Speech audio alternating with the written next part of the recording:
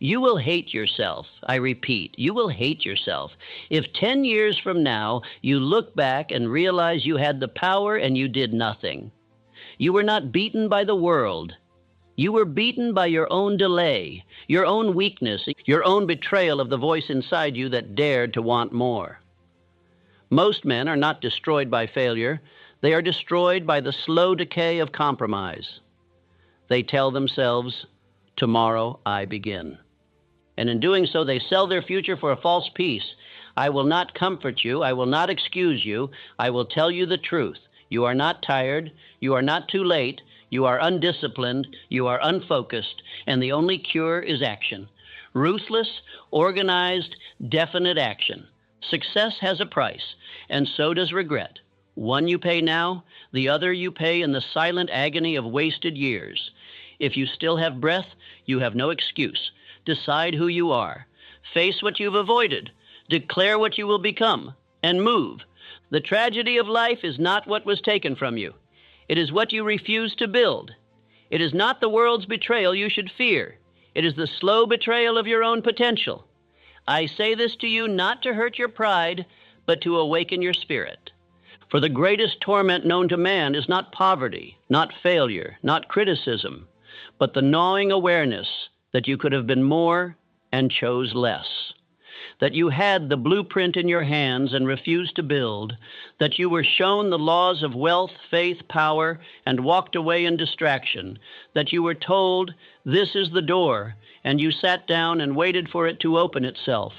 Now I ask you, with no apology in my voice, why are you not already where you said you'd be?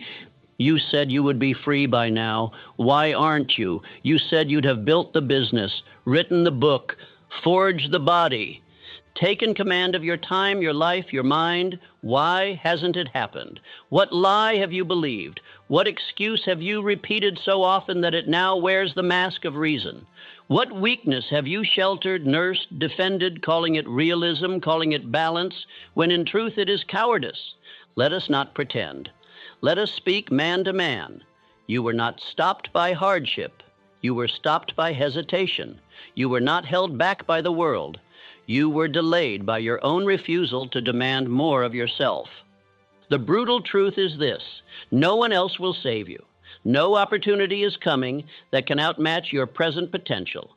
No mentor, no shortcut, no secret. You have everything you need already. You are simply not using it. You are the builder of your future, or the grave digger of your dreams. I will not coddle you. I will not comfort you. I will instruct you. If you seek softness, go back to sleep. If you seek truth, stand at attention. This message is not for the weak. It is for the man who still believes he was born for something greater. You are either the builder of your life or the witness to its burial. You must choose, and you must choose now. For the longer you wait, the more you decay. Let us look closely at your life. What do you tolerate? What have you allowed to persist? What small habits do you justify that poison your strength each day? What delay do you call patience? What fear have you mistaken for caution? Every time you tell yourself not yet, you tell the universe you do not want it badly enough. And so it withholds, not to punish you, but to test you, to see if you are worthy of command. And most are not. Most men will die in the same cycle they swore they would escape. They will lie on their deathbeds whispering, "I could have, and I almost, and I was going to." But no man is measured by what he meant to do. He is measured by what he did. And if you continue as you are, half in, half out, half committed, half believing, then I must say it plainly. You will live a life you secretly despise, a life of mediocrity, of watching others rise, of scrolling through stories of success while telling yourself fictions about why your time is coming. Number, your time is not coming. It is here. And if you do not act now, you do not deserve another chance. You are being watched by your own soul. Every day it takes account of your decisions. It observes your hesitation. It hears every silent promise you break. And it remembers That is why the man who betrays himself once finds it easier to do it again and again and again, until he no longer knows how to keep a vow, not even to himself. Let me give you the law. Every excuse you allow today becomes a habit tomorrow and a lifestyle by next year, and that lifestyle becomes your prison. But there is a way out. It begins with brutal truth, with facing what you've avoided, with ripping the mask off mediocrity and looking your own cowardice in the eye. Not to be ashamed, but to change, to draw the line, to say once and for all, no more. I have walked this path. I have stood at the edge of despair. I have known the agony of failure, the shame of delay, the torment of watching others pass me by. And I have learned this. Success has a price. So does regret. One you pay now, the other you pay forever. But you must choose, for one cost leads to freedom, the other leads to decay. Now listen to me. Your transformation does not require talent. It does not require genius. It does not require perfect conditions. It requires a single thing, the decision to no longer betray yourself. That is the first step. And from that step, you will gain momentum. From momentum, you will gain belief. From belief, you will gain identity. And from identity, you will become unstoppable. You say you are tired? Then I ask you, tired of what? Tired of trying or tired of avoiding the truth? You are not tired. You are weighed down by your own inaction. The cure is not rest. It is purpose. It is movement. It is decision. Let me say again what the world will not tell you. You are not broken. You are not too late. You are not weak. You are simply undisciplined, unclear, uncommitted. But that can change today. Write this down. Speak it aloud. Repeat it every day until it becomes law in your being. I will not betray myself again. Today I face what I've avoided, and I rise. Say it again. I will not betray myself again. Today I face what I've avoided, and I rise. Now you are ready to begin. No man was ever ruined by the blows of others before he first sabotaged himself. You may argue that men are crushed by injustice, by poverty, by betrayal. But I say to you now with the full weight of truth, all destruction begins within. The enemy is not the world. The enemy is not the critic. The enemy is not even failure. The true enemy is the man who cannot be trusted to keep the promises he made to himself in silence. That is the first betrayal, and it is the most dangerous. You remember, don't you, the night you stood in your room full of anger or fire or vision and swore to yourself that this would be the year, that you would rise, that you would focus, that you would become the man you were meant to be? And then you negotiated, you slept in, you waited, you silenced the inner general and let the coward speak. You betrayed yourself when no one was watching. That moment, that first moment, was the true fork in the road. Not the job loss, not the failure, not the betrayal by others. No, you abandoned yourself first. And then, like all men who break the sacred vow to their own soul, you watch the rest of your life follow in kind. Your confidence dropped. Your belief weakened. Your habits softened. Why? Because you taught yourself not to believe in your own word. This is no small matter. It is not a simple error. It is the slow execution of your future. When a man says, I will, and then does not, he trains the subconscious mind to accept weakness. And that subconscious mind is the gateway to infinite intelligence. It is the seat of your belief. It is the echo chamber of your inner commands. And if it cannot believe you, it cannot serve you. No man can walk into greatness while calling himself a liar each morning through his inaction. Let me give you a law. Repeated compromise forms identity, and identity forms destiny. That is how failure becomes permanent. Not in one decision, but in the daily erosion of your own standard. That's how you become the man who used to dream, the man who used to try, the man who almost built something, the man who becomes a warning to others instead of a testimony. Charles Schwab did not become great because he was born into privilege. He became great because he refused to lie to himself. When Carnegie gave him a task, he completed it, not only with excellence, but with initiative. When he said he would grow U.S. Steel into an empire, he did not delay. He did not hope. He declared and then acted. And when the world said it could not be done, he turned inward, not outward, for power, because he had trained his subconscious to believe in him. Now I ask you, when you say you will rise at dawn, do you obey? When you say you will build the business, do you begin immediately? When you say you will focus, do you eliminate distraction? Or do you allow your words to die in silence, hoping no one remembers? But you remember, and that memory becomes rot. Every broken promise to yourself creates decay, and decay left unchecked becomes identity. You see, every time you skip your aim, every time you weaken your standard, every time you delay your action, you are teaching your mind to lose. You are training yourself in failure. You are scripting the language of defeat into your own subconscious. That is not discipline. That is self-destruction. If you do not honor your own word, you have no foundation, no structure, no law within. And a man without law within must obey the laws of others. He must serve. He must follow. He must kneel, because he cannot rule his own soul. You want freedom? Then first prove you can follow your own command. When I began my journey, I had nothing.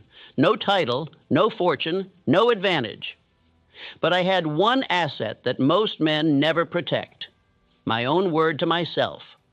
I told myself I would finish Think and Grow Rich, and I did. I told myself I would interview the great men of our time, and I did. I told myself I would give the world a philosophy of success that any man could follow, and I did. Not because it was easy, but because I refused to break oath with myself. This is where you must begin, not with strategy, not with planning, not with seeking more information. You must begin by rebuilding the vow you made long ago, the one you whispered when you still believed you were destined for greatness. You must return to that vow, and this time you must obey it. From this day forward, you must become your own commander, and a commander does not negotiate with soldiers. He gives the order. He expects obedience. He enforces law. Let me make it plain. Your enemy is not the world. It is your daily negotiation with mediocrity. If you want to rise, then stop speaking the language of hesitation. Stop arguing for your limitations. Stop explaining why it's hard. It is hard. So what? Greatness is never given. It is claimed. It is earned through obedience to purpose and allegiance to self-command. You are not here to drift. You are not here to delay. You are here to build. And the first material you must lay is your own integrity. That means saying what you mean and doing it, no matter the mood, no matter the weather, no matter who is watching. Say this aloud: I do not break promises to myself. I am my own commander, and I obey. Say it again until your voice shakes. I do not break promises to myself. I am my own commander, and I obey. That is the beginning. That is the first law. That is how we restore the throne within. Let the world doubt. Let the critics mock. Let the weak men call you extreme. You were not born to be average. You were not born to explain yourself. You were born to declare and do, to think and grow rich. But the thinking must be clear, and the growing must be earned. And that earning begins with the sacred vow, I do not betray myself. Let me speak to you with the directness of a surgeon's blade. What you tolerate will rule you. Whatever you allow to exist unchallenged in your life will become the master of your future. You may wish for greatness. You may even believe in it. But if you tolerate weakness, delay, clutter, excuse, distraction, laziness, and low standards, then those very things will sit upon the throne that was meant for your purpose. Life does not hand men what they deserve. It hands them what they demand. And demands are not made with words. They are made with standards. Show me the man who tolerates disorder in his mind, and I will show you a life of chaos. Show me the man who tolerates procrastination, and I will show you dreams that never moved beyond the page. Show me the man who tolerates fear, and I will show you riches that were never claimed, relationships that were never built, power that was never used.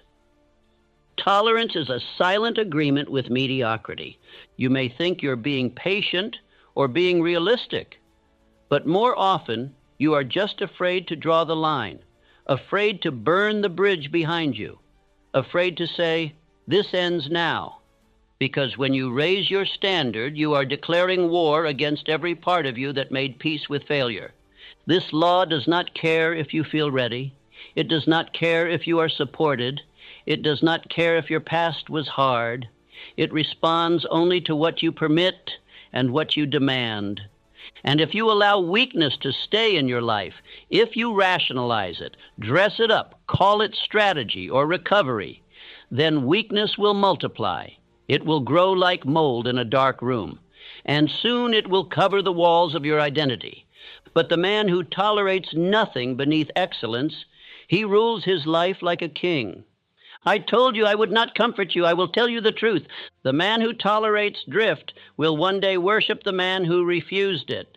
You see them. You know them. The disciplined man, the sharp-eyed man, the one who shows up early, finishes what he starts, and keeps rising while others complain. You see him and feel envy, respect, maybe even resentment. But I tell you, he was not born that way. He simply refused to tolerate what you still excuse. That is all. He got honest. He drew a line. He paid the price. And now, life pays him. Do you want to change your life? Then perform this audit now, without excuse, without apology. Look at your routines, your conversations, your diet, your relationships, your habits, your thoughts, your income, your workspace, your calendar. Look at it all and ask, what am I tolerating that is weakening me? Where have I made room for softness? Where have I allowed just this once to become just the way it is? Every result you hate in your life is something you permitted. Read that again. Every result you hate is something you permitted. Do not argue. Do not blame. Take ownership and everything changes. You say the economy is hard? Good. Raise your value. You say people don't support you? Good. Build without applause. You say your past is full of pain? Good. Let it forge you. The moment you stop tolerating the lie that you are a victim, that is the moment you are reborn. Abraham Lincoln, failures stacked against him like a mountain, rejected, defeated, mocked. And yet he never allowed failure to settle into his soul. He refused to tolerate it. He lost again and again and refused to become the loss. That is what made him a monument. That is what makes any man rise, internal order. When a man orders his mind, his habits, his time, he gains power the world cannot give and the world cannot take. And the gate to that power is intolerance, the refusal to be ruled by anything less than the man you vowed to become. Let me tell you something plainly. Your power is asleep beneath what you've been tolerating. If you want to reclaim it, you must become violent with your own mediocrity. You must cut it out at the root. That may mean eliminating toxic friendships. That may mean rising before dawn while the world sleeps. That may mean fasting from distractions, saying no to pleasure, silencing the voice that says, just a little more rest. You are not here to rest. You are here to rise. Say it aloud with me. I raise my standard and enforce it. I tolerate only what makes me stronger. Say it again with fire. I raise my standard and enforce it. I tolerate only what makes me stronger. This is how you become a man of law, a man of authority, a man the world does not push around but listens to, because the man who enforces his own standard becomes a beacon to others. He becomes magnetic. He becomes rare, and rarity commands value. Now, go to war with everything you've tolerated. Your future demands it. Let us be done with this myth that desire is enough. Desire is the starting point, but it is not the finish line. The world does not reward the man who merely wants. It rewards the man who commands. And command is born of discipline. You may desire success. You may even desire it with a burning intensity. But until your daily actions are governed by law, your own law, you are still playing a boy's game in a man's world. The man who wins is not the one with the strongest feelings. It is the one with the strongest follow-through. You want to know what separates the dreamers from the builders? Discipline. Discipline is the proof that belief exists. Discipline is faith in action. Discipline is the visible evidence that you do not just wish to win, you expect to win. Because only the man who truly believes he is destined for greatness will train himself as if that greatness is already his responsibility. Thomas Edison did not invent the electric light through bursts of inspiration. He succeeded because he lived in disciplined application of belief. 10,000 failed attempts did not stop him, because he had already decided that success was inevitable. That is discipline. That is what the world bows to. Stop waiting to feel like it. Stop seeking motivation. Motivation is a child's game. It is wind. It comes and goes. But discipline is fire. It is forged. It is permanent. It does not ask how you feel. It asks only what is required. The man who relies on feeling will fall when conditions change. But the man of discipline moves regardless of mood, regardless of weather, regardless of applause. I say this with no softness. If you are still waiting for the perfect mood, the perfect plan, the perfect moment, you do not yet believe in your vision. For if you truly believed, your actions would already be military, your behaviors would already be precise, your rituals would already be in place. You would wake with command. You would move with force. You would track your time like a general tracks his army. You would not tolerate excuses, not from others and not from yourself. So let us build your discipline as a visible form of belief. Begin here. Write your definite chief aim each morning. Read it aloud as if your future depends on it, because it does. Rise before the world. Schedule your time by purpose, not preference. Track your behavior daily. Remove distractions with the violence of a man defending a kingdom. Reward only what aligns with your purpose. Punish what weakens it. This is how a man reclaims dominion over his life. Because make no mistake, discipline is the foundation of dominion. Without it, you will always be ruled by impulse, by distraction, by the mediocre voices of a world that fears the rise of a man with inner law. Let the weak call it rigid. Let the comfortable call it obsessive. Let the drifters laugh. But understand this, the world only laughs until it kneels. And it always kneels before discipline, because discipline builds proof, and proof builds power, and power builds freedom. The man of discipline does not hope for the life he desires. He builds it brick by brick, hour by hour, habit by habit, in quiet, when no one is watching. And then, suddenly, everyone watches. They call him lucky. They call him gifted. But he knows the truth. He trained while they rested. He sacrificed when they indulged. He obeyed when they doubted. He enforced when they excused. And now he reaps what they only imagined. Now repeat after me. I train myself as a soldier of wealth. Discipline is the mark of a man who wins. Say it again with clarity and commitment. I train myself as a soldier of wealth. Discipline is the mark of a man who wins. This is the separation. This is the turning point. This is the law. You will not be rewarded for wanting more.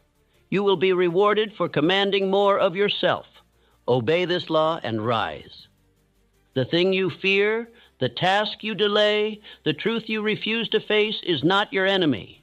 It is the key. It is the lock on your potential. And it is the door you must walk through if you ever intend to become the man you were born to be. Avoidance is not safety. Avoidance is spiritual weakness. Every day you delay action on the things that call your soul into tension, you shrink. You teach your subconscious that you cannot be trusted to pursue what matters. You train yourself to lose. You already know what it is, that one thing you have not faced, the conversation you have avoided, the work you've delayed, the discipline you've excused, the truth about yourself you've buried under productivity, social media, or false busyness. But here's the law. The exact place where you feel the most resistance is the precise place where your power is trapped. The man who wishes to grow cannot look away. He must walk into the furnace. He must do the thing he dreads. That is the difference between the average man and the architect of destiny. The average man waits for the fear to go away. The great man walks through it. Andrew Carnegie became powerful not because he sought ease, but because he sought conflict. He lived in it. He thrived in it. He faced risk, opposition, lawsuits, betrayal, and he chose to confront it all. Why? Because he valued freedom more than comfort. He knew that what the average man avoids is the exact terrain where legacies are built. You must do the same. Ask yourself right now, what am I avoiding? What action have I delayed so long that it now haunts me? What truth have I refused to speak? What step have I postponed while telling myself, I'm planning, or I'm waiting for the right time, when in truth I'm afraid? Let us speak plainly. You can lie to others for years, but the soul knows the truth. It records every evasion. It remembers every excuse, and if you do not confront it, it will judge you. Not loudly, but slowly, daily. Through the silent erosion of your own confidence, you cannot escape it. You cannot bury it. You cannot hide from the voice that says, face this. And until you do, you are a prisoner. The door you won't open is the door to your empire. You may pretend it isn't there. You may work around it. You may build routines and rituals and goals that skirt the hard thing, but until you face it, you will not rise.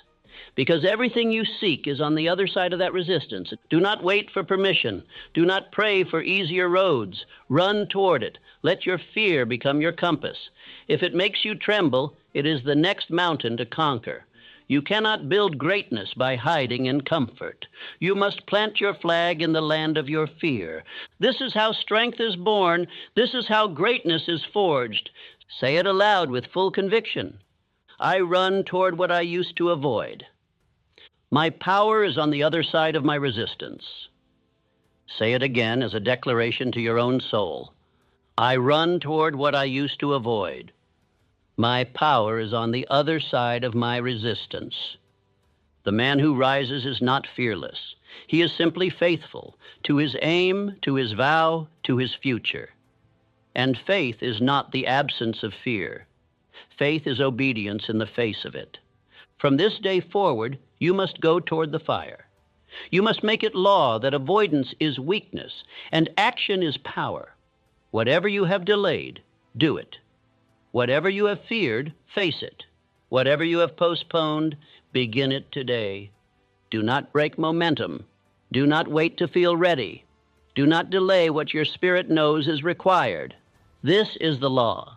What you avoid is the lock on your potential. And what you face, you free. Hope is the language of the weak. Declaration is the language of the strong. The man who still hopes to become something, who hopes to succeed, hopes to be disciplined, hopes for wealth, is a man still standing on the shore, afraid to burn the boat and claim the island. Let me give you this law plainly. The weak man hopes, the strong man declares. Hope waits, declaration moves. Hope says, I wish. Declaration says, I will, and the entire universe responds, not to your wishes, but to your will. Do not misunderstand me. There is a place for hope in the beginning. Hope lights the fire. Hope lets a man imagine a greater life, but it is only imagination until the will commands it into reality. The man who remains in hope too long becomes a drifter. He dreams in circles. He speaks of what he desires, but never moves with force toward it. Listen to me. You must stop speaking as if you have no power. You must stop speaking as if life is happening to you. You are not a leaf in the wind. You are not a victim of your past or your pain or your delay. You are a builder, a commander, and commanders do not hope, they declare, and then they obey their own voice. You've said for too long, I hope this works. I hope this is my year. I hope I find clarity. That language must die. It is the vocabulary of drift. It is the tongue of the defeated, and it is the reason you've remained where you are. When Henry Ford declared he would build an automobile that every working man could afford, the world laughed. His own engineers said it could not be done. The market said it could not be done. But he was not asking for permission. He was declaring a new future. And because he believed it with such intensity, he acted with military discipline. He did not wait to be understood. He did not seek approval. He commanded the future and then built it. That is the law. Whatever the mind can conceive and believe, it can achieve, but only if it is backed by will. You have conceived much. You may even believe it is possible, but belief alone does not bring results.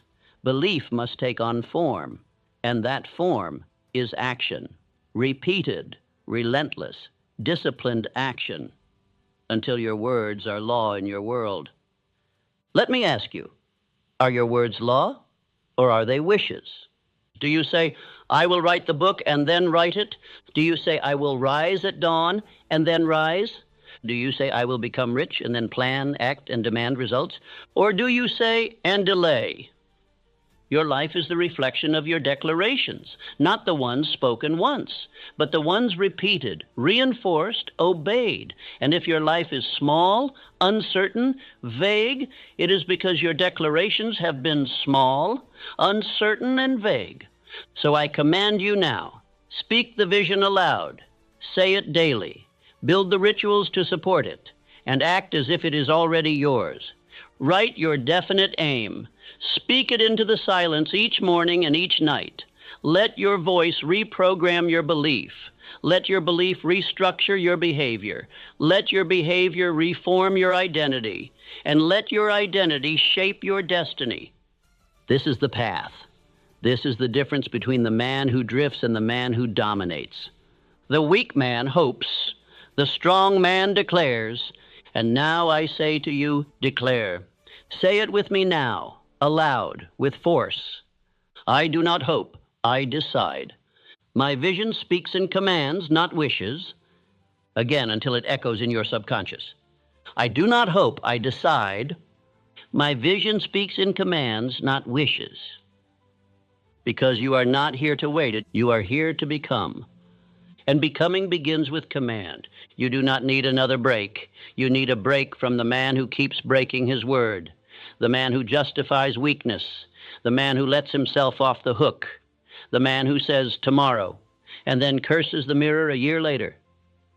If you are not willing to get brutally honest with yourself, you will remain broken, not by the world, but by your own tolerance of the pathetic. I am not here to dress it in softness. You have already tried that.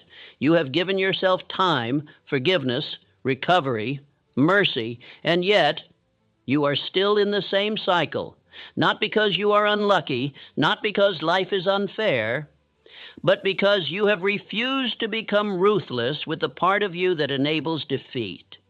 There is a lie being sold to the modern man, that he must be gentle with himself, that he must not push too hard, that he must rest and reflect, that he must love every part of himself, even the parts that sabotage his future. That is not strength. That is the language of self-sabotage. The man who does not go to war with his lower self will lose to it. And once you lose to that version of you long enough, you begin to identify with it. And once that happens, every goal you set becomes just another fantasy, because the man who sets the goal is not the man who can keep it. He is soft. He is addicted to ease. He is broken, not by trauma, but by his unwillingness to draw the blade and cut the weak part of him away. I did not become who I am through kindness to my weaknesses. I became who I am through violence to the lies I once believed. I sat in rooms with nothing, no money, no fame, no proof that I would ever rise. and I had to confront, with absolute brutality, the man I had been. I had to ask questions that stripped me down to the bone. Why am I still poor? Why do I delay what I know must be done? Why do I still speak of purpose but sleep like a slave to comfort? Why do I preach faith but move with doubt? And I answered with no filters, no justifications, no sentiment, because only when you remove the veil can you rebuild. Reconstruction begins with demolition. If you do not destroy the false self, the old story, the fragile identity, then you are trying to build on rotted wood. And you wonder why your foundations keep collapsing. You wonder why your success never sustains. It is because you are still building as the man you once were, instead of killing that man and rebuilding with stone. The truth is not cruel. The truth is your only ally. And until you confront yourself without pity, you are not free. You are a prisoner of the part of you that fears confrontation. The man who fears confrontation with himself will never be able to confront the world. He will negotiate when he should enforce. He will pause when he should strike. He will collapse when he should rise. Do not misunderstand.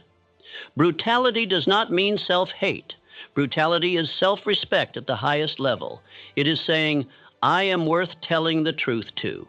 It is saying, my future matters enough to offend the part of me that is comfortable with weakness. When you become brutal, you begin to see. You begin to cut away the unnecessary. The conversations, the habits, the people, the language, the wasted time. You begin to measure yourself not by intentions, but by results. You begin to keep score, not to shame yourself, but to build precision. Track your habits. Audit your thoughts.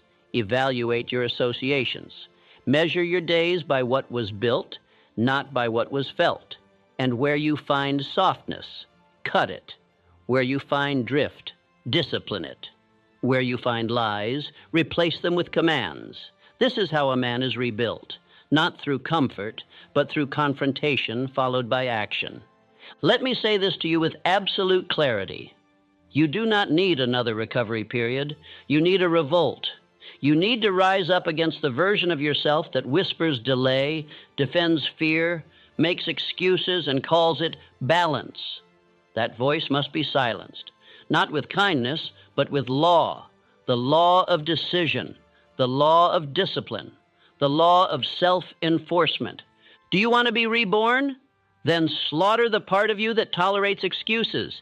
Kill the voice that tells you to slow down. Strip yourself of every identity that was built by fear, built by failure, built by quitting. Burn it. Replace it with new words, new rules, new rituals. That is the beginning of transformation. Not reading more books, not buying more courses, not waiting for clarity. Just this. I will no longer allow myself to live below the man I am meant to be, and then act. Now speak with authority. I am brutally honest with myself. I rebuild by truth, not illusion. Again, until it is branded into your subconscious. I am brutally honest with myself. I rebuild by truth, not illusion.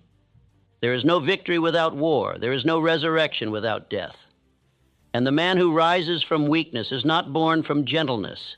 He is born from fire, the fire of honesty, the fire of cutting through the lies he once used to stay comfortable.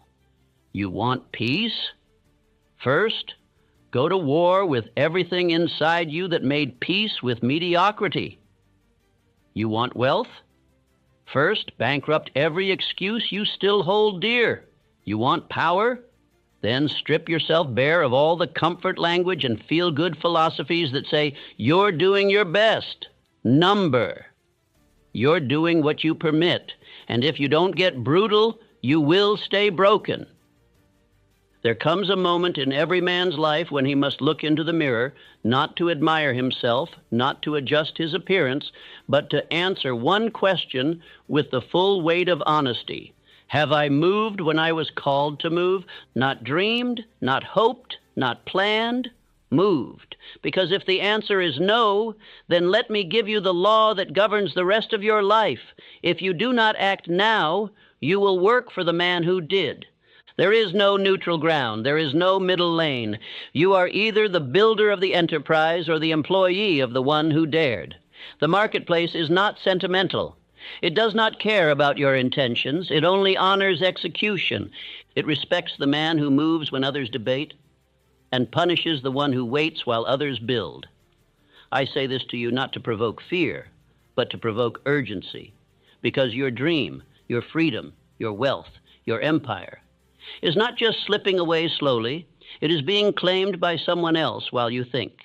Every time you pause, someone else presses forward. Every time you hesitate, someone else decides. Every time you explain your delay, another man out there is moving through his own fear and building what you still haven't begun. Movement is not a suggestion. It is the price of leadership. The man who waits to feel ready is destined to work for the man who moved when he wasn't. Look around, study history. Every titan you admire, every man who rewrote his destiny, did so with imperfect clarity. He did not have guarantees. He did not have safety. He had a decision, and he acted. Edwin C. Barnes is such a man. He had no money, no credentials, no connection to Thomas Edison. But he had one decision, that he would work with Edison, not for him. And that decision possessed him so completely, he boarded a freight train to New Jersey and announced his intention to Edison's face. No resume, no title, just a burning desire and the boldness to move. Did Edison laugh? Number. He saw the fire in Barnes's eyes. He saw a man who had already decided his future, and the world respects that kind of man. Barnes did not start in glory. He began by sweeping floors. But his decision was so definite, so unwavering, that within a few years, Edison gave him a share in one of his most profitable inventions. Why? Because opportunity bows to the man who moves. And now I ask you, where is your movement? What have you postponed? What have you labeled as complicated or later or someday? If you had moved when you first thought of it, where would you be now? What enemy did you allow to claim your territory because you stood still? What idea did you watch someone else bring to market while you waited for conditions to be perfect? Let me give you another law. The price of waiting is not just time. It is your dream, sold to the man who acted while you debated. You do not get it back. You do not get to delay and expect the world to hold your place. It won't. It will hand it to the one who showed up. Movement must become law, not a feeling, not a preference, a law, like gravity. You feel the pull, you move. You receive the idea, you begin.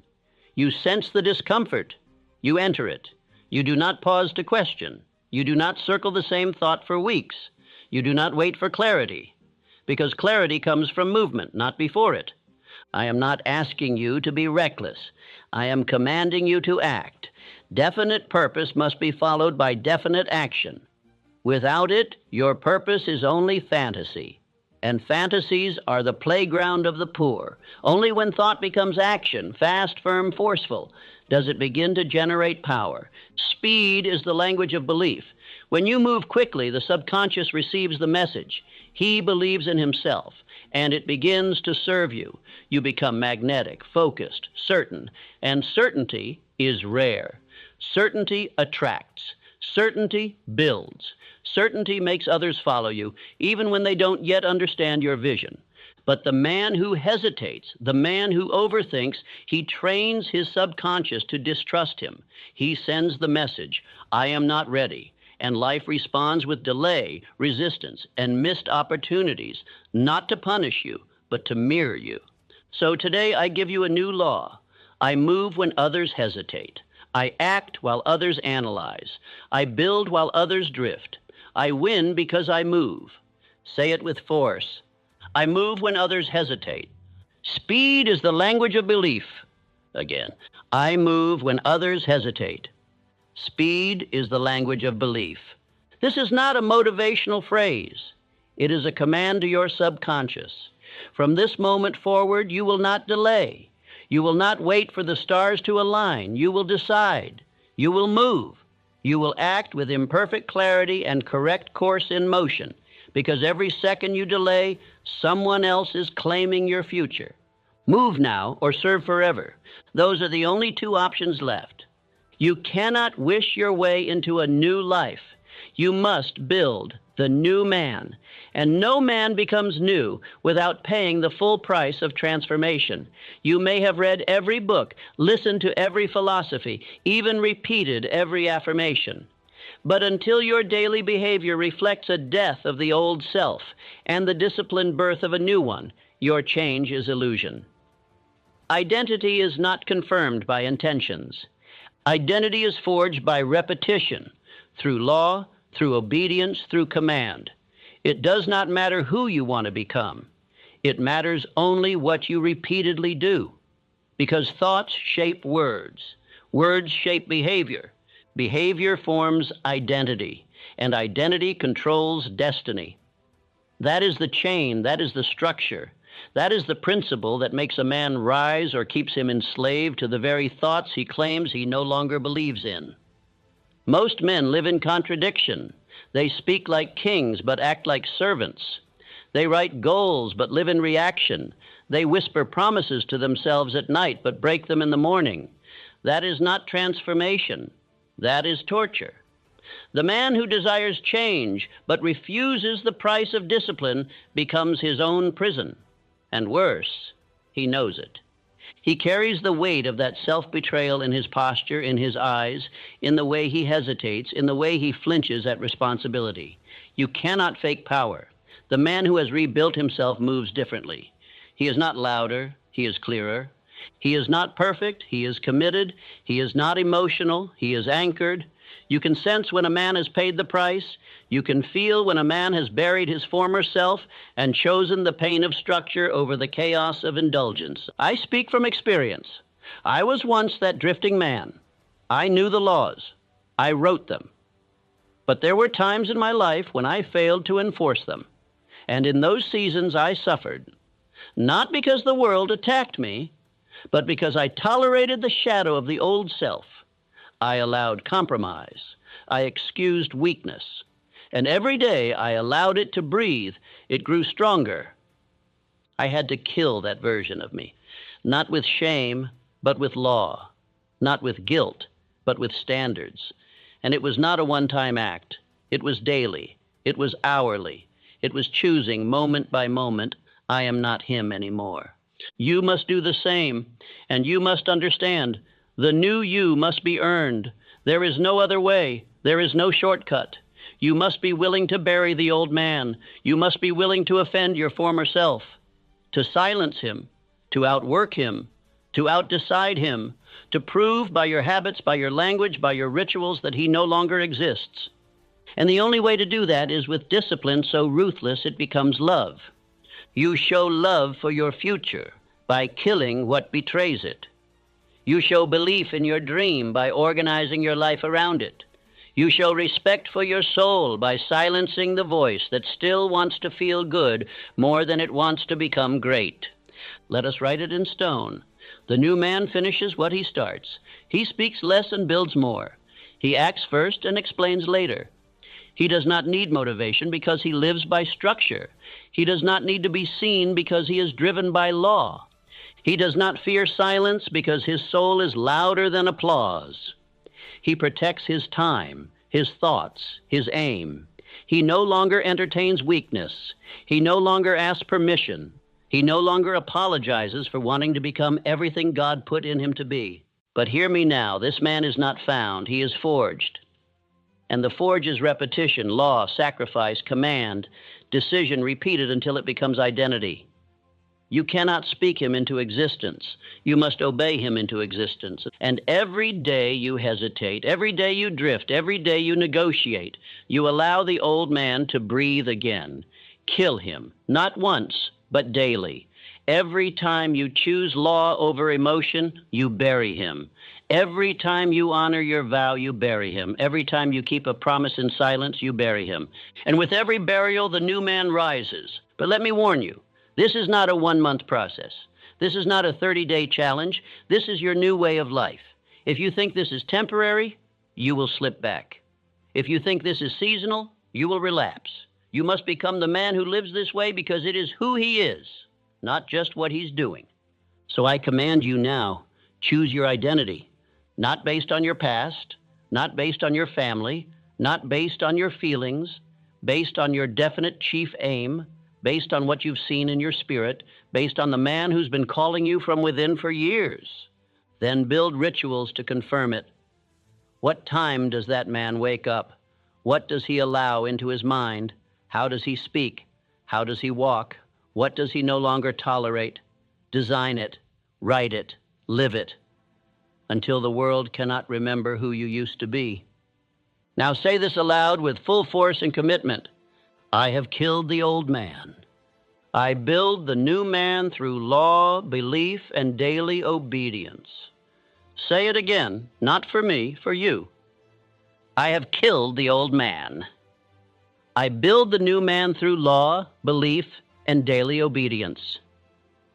Let that become your daily vow, your internal creed, your spoken contract that this is your rebirth.